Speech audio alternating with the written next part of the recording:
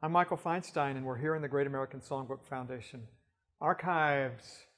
And this is where we store so many important aspects of our collections that we use in many different ways. And one of our favorite ways to use this collection is in connection with the Great American Songbook Annual Academy, which happens every year for high school students from all over the United States, from participants or applicants from all 50 states. And we have 40 finalists who become our songbook ambassadors, who choose classic American songbook songs and perform them. And it is just wonderful to hear how young people, who in many cases are just starting to get acquainted with this music and these lyrics, make all of this material their own. And so every year, as judges and teachers and mentors, we end up, I think, being more enriched and learning more from the young participants than perhaps they learned from us, even though I hope in my heart that it's equal. So a young man who has participated twice in our Songbook Academy is with us today. Griffin, would you please properly introduce yourself?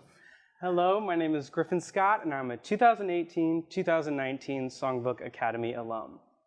Well, thank you for being here in the midst of all this music and resonance.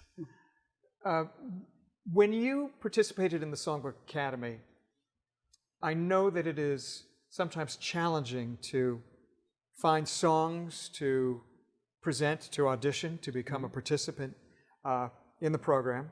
And so would you talk a little bit about what you do to prepare for something like the Songbook Academy? Because I'm sure that some of the people watching would be interested to know, how do they find songs? I have my opinions, but I'm really more interested in yours because I'm tired of me.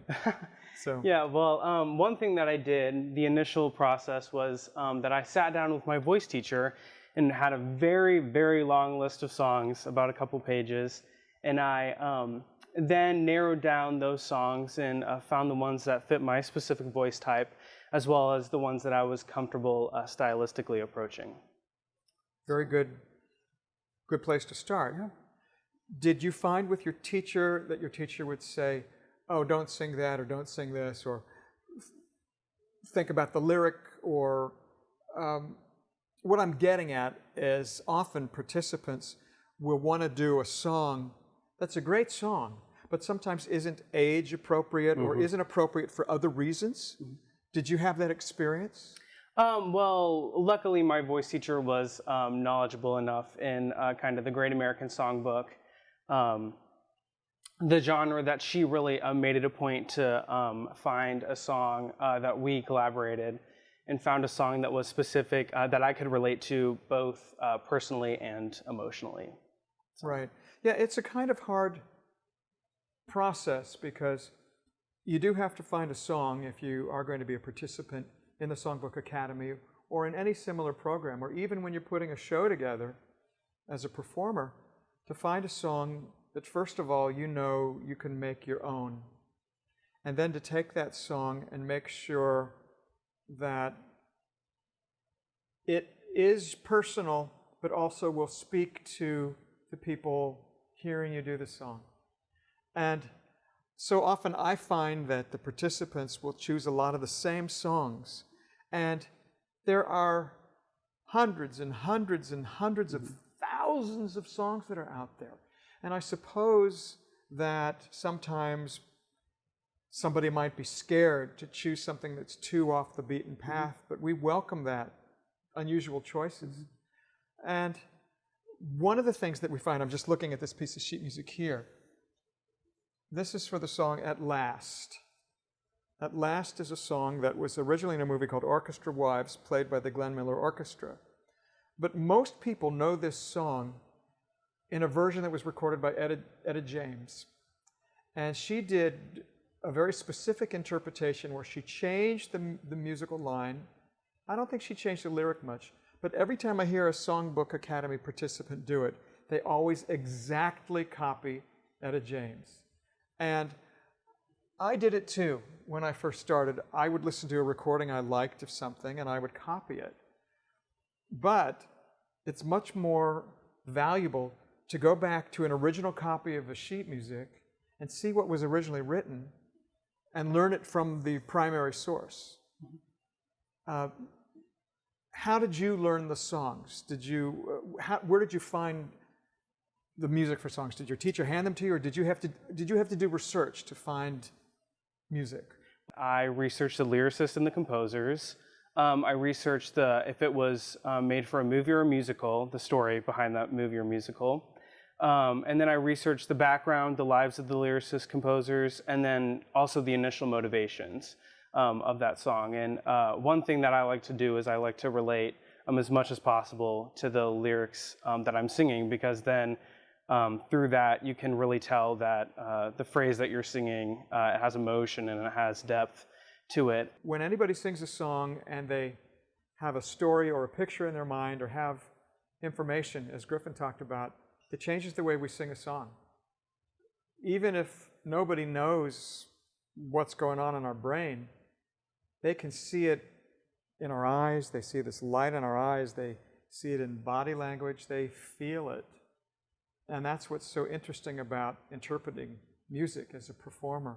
Every single person who performs a song, just by virtue of who they are and their DNA, is unique. And that's why we encourage people to look at the original version of something like At Last, or You Make Me Feel So Young. If somebody sings You Make Me Feel So Young, they'll usually think of Frank Sinatra, who did a swing arrangement of it in the early 50s. And Sinatra really popularized that song because when that song was in this movie, Three Little Girls in Blue, it was mildly popular, but it wasn't a hit. It didn't become a hit till about a decade later, and then Sinatra sang it over and over again, and he made the song a hit. But nobody seems to remember the original version of the song. And it's fun to go back, because if you want to sing this song, if you look at the original version, first thing you can find is that there's a verse here. Mm-hmm. There's an introduction that Sinatra never recorded, and I've never heard anybody sing this verse. I don't even know if they sang it in the movie. And so it's fun to look at the verse and to look at the sheet music, because sometimes you can find extra lyrics, or you can find a mistake that a singer might have made. The other danger of listening to a singer sing a particular rendition is that they might have made a change, or they might have made a mistake when they recorded it, and you're going to make the same mistake. When Judy Garland sang the trolley song in the movie Meet Me in St. Louis, she sang one of the lyrics wrong. And when they did the recording session, they loved the performance so much that they left the mistake in. But I can always tell when someone learned it from the Judy Garland performance from the movie, or if they learned it from the sheet music, or if they learned it from her Decca record, or if they learned it from her Carnegie Hall performance, because they're all different. So it gets kind of complex. Now, do you know this song, Lush Life? I do not. Well, that's good, because you're too young to sing it. Yet, the man who wrote this song, Billy Strayhorn, was 17 years old when he created it. He was quite worldly for his years. He was in Pittsburgh, and he was an old soul.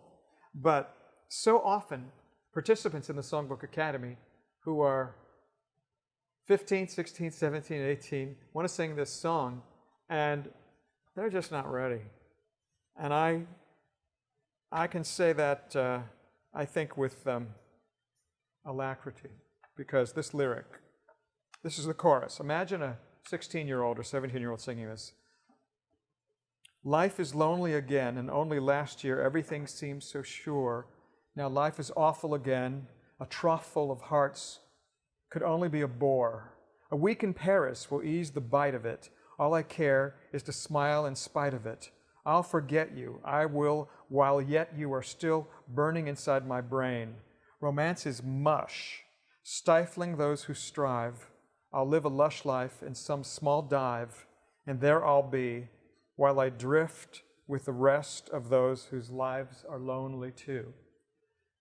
Now, it's very possible that somebody your age might experience all those emotions, but I don't want to hear it. Yeah, it's a very deep song. Yeah.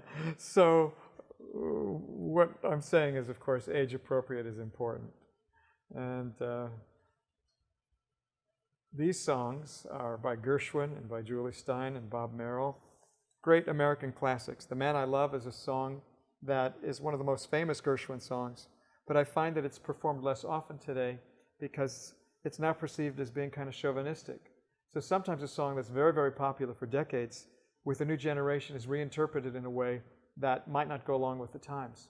So I've heard contemporary performers sing this song and sing it as a way of empowerment, so it doesn't make the female seem weak compared to the male. So that's one of the fun things that one can do with a song like this, is to find a contemporary way to interpret it and yet still have allegiance to the original bones of the song. And that's what I try and do when I perform. So Griffin, what is next for you? I'm hoping to go to college to do something in the form of arts management with a double major in vocal performance. That's great. So you can manage arts while you're singing. Yes. Well, thank you very much for being part of this exploration of the songbook and for sharing your experiences. Yeah, well, thank you for having me. Thank you. See you soon, everybody. Bye.